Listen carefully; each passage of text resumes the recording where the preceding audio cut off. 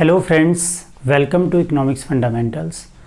In our previous class, we have discussed the economic reforms and its policies which were adopted during the economic reforms, like the policy of LPG, liberalization, privatization and globalization. So out of these, we have discussed two, means the liberalization and privatization so far. Now it's time to discuss the globalization. What is the meaning of globalization? Globalization refers an integration of domestic economy from rest of the world. As I have written here, globalization means an integration of the domestic economy with the world economy. It means now the domestic economy will get the more exposure, more competition from the world. So as far as its effects are concerned, we can categorize these into two parts, positives as well as negatives. As we see its positive effects, the first one is it provided greater access to global market. Yes, definitely, after the adoption of globalization, the domestic producers have got the greater access towards the global market, as now they can send their products, they can export their goods and services globally. The second one is high technology. So high technology or better technology. The technology was outdated and we were having the outdated technology so far. So with the advancement of the globalization, and definitely globalization was the outcome of previous two features of the new economic reforms, like the liberalization and privatization. So as an outcome of the liberalization and privatization, the globalization occurred itself. So globalization provided the high technology, the latest technology. By using that, the producers expanded their business and consumers will have the more choices as well. Then increased possibility of large industries of developing countries to become important player in international arena. जो अंतर्राष्ट्रीय बाज़ार था उस पर इसने जो developing countries की जो लार्ज इंडस्ट्रीज़ थी उन्हें एक्सपोजर प्रोवाइड किया कि now they could become an important player in international arena. अब अंतर्राष्ट्रीय स्तर पर वो एक इम्पोर्टेंट प्लेयर हो सकते थे, जैसे हमारी टिस्को है, टाटा आयरन स्टील कॉरपोरेशन, जो 26 से भी ज़्यादा देशों में ऑपरेट करती है ग्लोबली. तो इसी तरीके से भारतीय कंपनियां भी, टाटा है, टाटा मोटर्स है, तो इसी का पार्ट इसमें और अब इंडियन हमारी जो रिलायंस एनर्जी है या रिलायंस इंडस्ट्रीज़ लिमिटेड है, इस तरह से अब तो बहुत सारी इंडियन ब्रांड्स, इंडियन कंपनीज़ ऐसी हैं जो ग्लोबली ऑपरेट कर रही हैं और ग्लोबली उनका ट्रेड जो है वो अच्छा खासा बाहर से भी होता है. तो इसी तरीके से ये जो ग्लोबलाइजेशन का आउटकम है, उसके बेनिफिट्स हैं, उसके पॉजिटिव इफ़ेक्ट्स हैं. लेकिन जैसा कि आप जानते हैं कि हर चीज़ के सिर्फ फ़ायदे नहीं होते हैं, कुछ नुकसानात भी होते हैं. There are certain negatives points as well. First, it was highly beneficial for developed nations only. देखिए, the globalization was used for developed countries for having access in the developing markets like America, like Germany, like Japan. They have got access into Indian market. Indian market is such a big market. Indian market, Chinese market, African market as well. So ये सारी जो बड़े बाज़ार हैं उन्होंने अपने access के लिए इनको यूज़ किया. तो ये हाईली बेनिफिशियल तो रहा किसके लिए? डेवलप्ड नेशंस के लिए. जब डेवलप्ड नेशन के लिए हाईली बेनिफिशियल था तो of course it widened the economic disparities. जो पुअर नेशंस थे उन्हें कोई बहुत ज़्यादा फ़ायदा नहीं मिला. Rich nations have become more richer, so it has widened the economic disparities among nations. Then increase the income of only high income groups, क्योंकि इसका जो फोकस था वो केवल कुछ पर्टिकुलर सर्विसेज पर था, जैसे कि इंटरटेनमेंट है, आपका टूरिज़्म है, और मेनली जो इंडिया के अंदर जो ग्रोथ रेट देखी गई वो सर्विसेज सेक्टर में देखी गई. जैसे कि 14-15 में तो 10.1 highest growth rate ever was there. So बाकी जो सेक्टर्स थे, एग्रीकल्चर है या इंडस्ट्री है, उनमें बहुत ज़्यादा ग्रोथ नहीं देखने को मिली। तो केवल हाई इनकम ग्रुप्स, अगेन जो डेवलप्ड नेशंस थे, उन्हीं के लिए ये बेनिफिशियल ज़्यादा रहा है। Now you can pause the video to note it down, then I will tell you about the outsourcing. Okay learners, now I am going to tell you about the outsourcing. Outsourcing is also one of the main feature of globalization. In outsourcing, we hires the regular services from the external sources, especially from other countries. Like for examples, the legal advices, the computer services, the security, as I have written here, the advertisement, security, etc. But do remember that these services were earlier hiring from the domestic sources only, but now they are hiring or they are getting from the external sources or from other countries. This is known as outsourcing. More popularly, you must have heard about the word BPO, or what is called as call centers. This you must have heard. This is the most popular example of the outsourcing. Business processing outsource, ये देश की सबसे it is the fastest growing industry. क्यों? क्योंकि हमारे यहाँ पर due to the availability of skilled manpower and cheap labor, the India has become the perfect destination for BPO industry. That is why it is flourishing day by day. ये outsourcing जो है India में बहुत ज़्यादा popular है, बहुत ज़्यादा successful है। उसकी वजह यही है कि यहाँ पर जो स्किल्ड मैन पावर है वो बहुत ज़्यादा है। करीब करीब 40 करोड़ जो है यहाँ पर युवा कहे जाते हैं, जो एंथुजियास्टिक होते हैं, एनर्जेटिक होते हैं। तो उसमें यहाँ अनएम्प्लॉयमेंट क्योंकि एक बड़ी समस्या है, तो जो बाहर की कंपनीज़ हैं वो आसानी से इनको हायर कर लेते हैं, और कॉल सेंटर्स जो हैं वो इसका एक बहुत बड़ा उदाहरण है। अब हम आगे बढ़ते हुए इसमें ऑफ कोर्स बात ग्लोबलाइजेशन की चल रही है, इंटरनेशनल ट्रेड रेस्ट्रिक्शंस जो थी उनके रिमूवल की बात है, तो WTO पर डिस्कशन करना बहुत ज़रूरी है। अभी हम इसमें, क्योंकि ये सारी चीज़ें अगर पॉसिबल हो पाई तो it was world trade organisation which made it possible. So first you can pause the video to note it down, then I will tell you about the world trade organisation.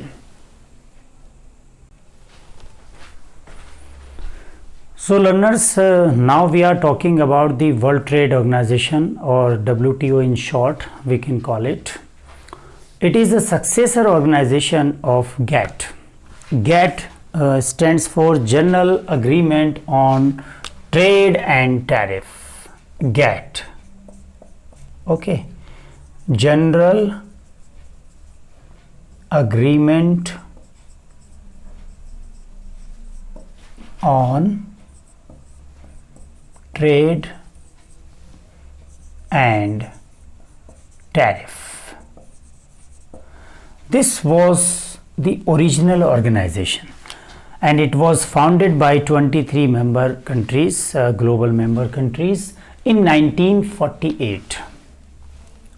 In 1948, it was founded in 1948 by 23 member countries, but in 1995 it converted into World Trade Organization. India has also become its vital member, and since then India is the flag bearer for developing countries. जो विकासशील देश हैं उनका जो है भारत भी प्रतिनिधित्व करता है, और भारत के साथ साथ ब्राज़ील, साउथ अफ्रीका, इस तरह के काफ़ी देश अब इसके जो है वो मेंबर्स हैं, सदस्य हैं, और विकासशील देशों के हितों को लेकर के आवाज़ उठाते हैं। इसके ऑब्जेक्टिव्स की अगर हम बात करें तो first objective was to enlarge production and trade of services. अब इसको जो है जितना भी उत्पादन वर्ल्ड इकोनॉमी में हो रहा था, देखिए ग्लोबलाइजेशन ने क्या कर दिया, अब सारी इकोनॉमी को जोड़ करके एक वर्ल्ड इकोनॉमी बना दी। Now the whole world has become this single economy. किसी भी छोटे से छोटे या बड़े से बड़े देश की अगर इकोनॉमिक स्थिति ख़राब होती है, कोई प्रॉब्लम आती है, कोई डिप्रेशन आता है, कोई रिसेशन होता है, तो कोई स्लो डाउन होता है, इकोनॉमिक स्लो डाउन, तो उसका असर बाकी देशों पर भी पड़ता है, क्योंकि जो मल्टीलेटरल ट्रेड्स हैं उसमें हमारे रिलेशन सभी देशों से होते हैं। दूसरा है to ensure optimum utilisation of world resource. जितने भी वैश्विक जो संसाधन हैं उनका ऑप्टिमम यूटिलाइजेशन हो, ये भी इसका एक उद्देश्य था इसकी स्थापना के पीछे। और टू प्रोटेक्ट द एनवायरनमेंट, ये एक ज़रूरी चीज़ थी इसमें कि जो डेवलपमेंट हो वो सस्टेनेबल हो, एनवायरनमेंट जो है वो प्रोटेक्ट किया जा सके, ऐसा नहीं कि बस डेवलपमेंट होता रहे। जो एजेंडा 21 है, क्लास 10th में आपने पढ़ा होगा, तो हमेशा उसमें ये बात की गई कि सस्टेनेबल डेवलपमेंट को बढ़ावा दिया जाए और जो एनवायरमेंटल प्रोटेक्शन है उसकी तरफ ध्यान दिया जाए। तो ये इसके एम्स थे, ऑब्जेक्टिव्स थे। अब रोल की अगर हम बात करें तो WTO ने एक रूल बेस्ड पॉलिसी बनाई जो सभी तरह के बायलैटरल ट्रेड पर इसने क्या है, it enforced rule based policy. Okay, rule based policy, इसने जो है रूल बेस्ड पॉलिसी बनाई जो सभी तरह के बायलैटरल और मल्टीलैटरल ट्रेड पर असर डालती थी। और इसके जो अग्रीमेंट्स थे, it's agreements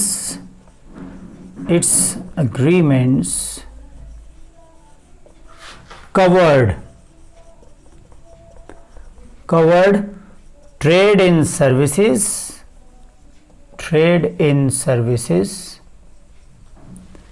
as well as in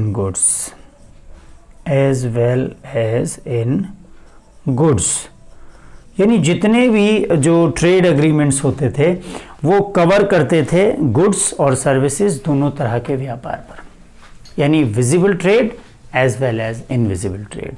तो सभी तरह के ट्रेड्स के लिए इसने पॉलिसी फॉर्म की। अब India as a member of WTO अगर हम बात करें तो इंडिया एक एक्टिव मेंबर है WTO का। इसने इसकी पॉलिसी को बहुत ही क्लियर कट वे में अपना ली है। सभी तरह के इंपोर्ट रेस्ट्रिक्शंस हटा दिए गए हैं। 2001 से तो एग्रीकल्चरल प्रोडक्ट्स और मैन्युफैक्चरर कंज्यूमर गुड्स पर पूरी तरह से रेस्ट्रिक्शन, जो क्वांटिटेटिव रेस्ट्रिक्शंस थे वो ख़त्म कर दिए गए। एक्सपोर्ट जो है वो ड्यूटी फ्री कर दिया गया है, जैसे टेक्सटाइल्स और क्लोथिंग पर से। लेकिन अभी भी अमेरिका जैसे देश हैं जिन्होंने अपने वहाँ क्वांटिटेटिव रेस्ट्रिक्शंस लगा रखा है। जो चाइनीज़ गारमेंट्स और इंडियन गारमेंट्स लेने पर वो अपने यहाँ जो क्वांटिटेटिव रेस्ट्रिक्शंस लगाते हैं वो अभी भी उन्होंने अननेसेसरी इम्पोज कर रखा है। इसीलिए कुछ स्कॉलर्स हैं जो ये आर्ग्यू करते हैं कि इंडिया का जो रोल है WTO में वो कोई बहुत बड़ा रोल नहीं रहा है। डेवलपिंग कंट्रीज़ को चीट किया जा रहा है। Developed nations file the cases against the subsidies, agriculture subsidies which is being provided there, and they have also imposed quantitative restrictions as I have mentioned earlier unnecessarily. उन्होंने बहुत सारे quantitative restrictions अभी भी लगा रखे हैं, जबकि भारत जैसे देश ने अपने यहाँ से सब तरह के जो बैरियर्स हैं वो हटा दिए हैं। So I hope you all are getting, and I think you can pause the video to note it down. Then I will tell you some more features of Indian economy during this reform period.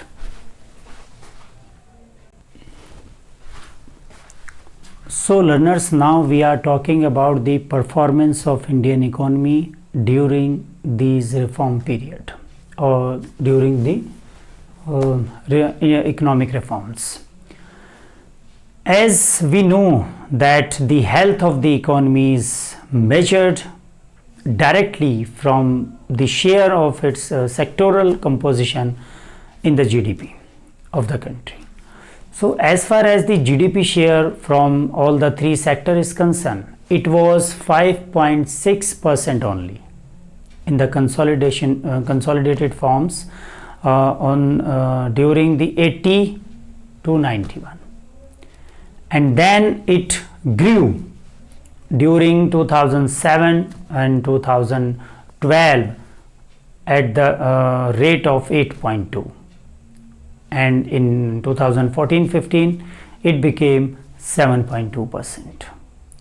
So we can say that definitely the reform period benefited India, but the features can be addressed with these given points, and overall we can say that the growth was mainly due to the growth in service sector, because both the agriculture as well as industry got the decline.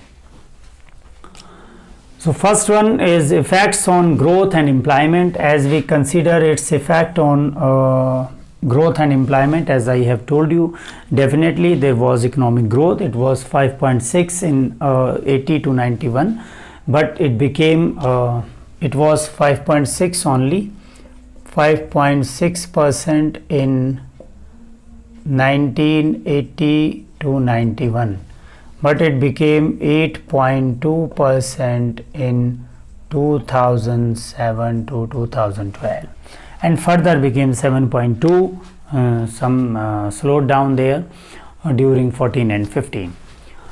So but as far as the employment is concerned, the economy was failed to generate more employment, because the growth was mainly concentrated towards the service sector only, and the the sectors which were highly beneficial for the employment generation, like agriculture and industry, they were lagging behind.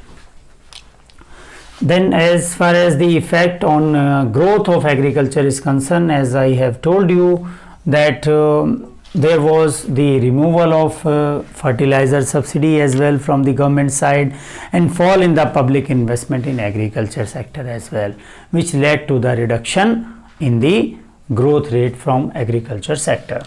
Then as far as the effect on industrial growth is concerned, yes, of course, there was a heavy competition from abroad due to the adoption of the policy of liberalization, privatization and globalization as well. So there was a huge competition from the foreign producers, and our company was struggling to compete with the foreign competition and in terms of investment as well. So there was not much growth in the industrial sector, of course. Then effect on growth in the service sector. Yes, if there was the growth in the economy, so it was mainly due to the service sector. It was service sector itself which showed the tremendous growth rate during 14-15. It was 10.1% in 2014-15, which was highest ever. So if there was a growth in the economy of India, so it was due to the growth in the service sector only. Then we come over the effect on foreign investment and foreign exchange reserves. Yes, in this field, of course, the foreign investment is a component of FDI and FII. As we have discussed in banking sector as well, the 50% foreign investment was permitted after during the financial sector reforms under the policy of liberalization. So FDI and FII both were increased, and in return to that, the foreign investment increased from 100 million in 91 to 36 billion US dollar during 2016-17. And as far as the foreign exchange reserve is concerned, it was merely 6 billion US dollar on the occasion of 1991, and it grew towards the 321 billion US dollar during 2014-15. तो ये जो 6 billion foreign exchange reserves था, ये बढ़कर के 321 billion US dollar पे पहुंच गया 14-15 आते आते। फिर डिसइन्वेस्टमेंट की बात अगर हम करें, इस पे पहले भी मैंने आपको बताया, डिसइन्वेस्टमेंट है selling out of the public sector shares. Government ने टारगेट रखा था कि वो 2500 करोड़ का जो फंड जनरेट करेगा डिसइन्वेस्टमेंट से 91-92 के दौरान, जो कि 3040 हो गया, टारगेट से भी ज़्यादा। 14-15 में डिसाइड किया सरकार ने कि 56,000 करोड़ जनरेट करेगा, जबकि वहाँ 34,500 करोड़ ही हुआ, टारगेट से काफ़ी कम। स्कॉलर्स आर्ग्यूमेंट्स करते हैं कि डिसइन्वेस्टमेंट पॉलिसी को क्रिटिसाइज़ किया जाता है। सरकारी जो कंपनियां हैं वो प्राइवेटाइजेशन होने से पहले लॉस में चल रही होती हैं, प्राइवेटाइज होकर के फ़ायदे में आ जाती हैं, उनके शेयर्स अननेसेसरी लोगों को फ़ायदा, कुछ प्राइवेट इंडिविजुअल्स को, कुछ प्राइवेट एंटरप्राइजेस को फ़ायदा पहुंचाने के लिए सस्ते बेचे जाते हैं। तो इस तरह से इसका डिसइन्वेस्टमेंट का क्रिटिसिज्म भी देखने को मिलता है। So that's all for this section for today's class, and in our next class I will tell you some more concept related to economic reforms such as demonetization and GST, goods and services tax, of course. So that's all for today's class. Thank you. Keep watching our channel. Thank you very much.